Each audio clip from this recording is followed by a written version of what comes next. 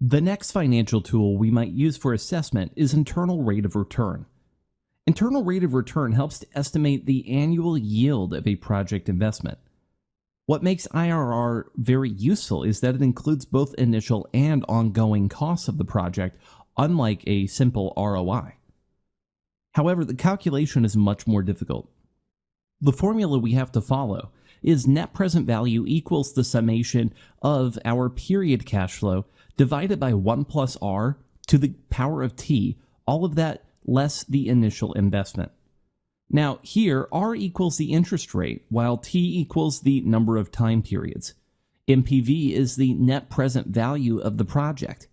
When calculating IRR, we assume that we are aware of the net present value of the project. However, we're trying to determine what that interest rate could be, because this represents our internal rate of return.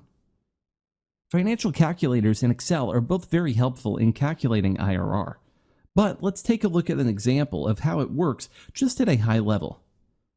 When looking at two different solutions, beginning with solution A, we see initial costs of $300,000 and benefit of $150,000 per year for 3 years. At the end of the project, we'll be able to sell whatever the solution is that we created for an estimated scrap value of $10,000.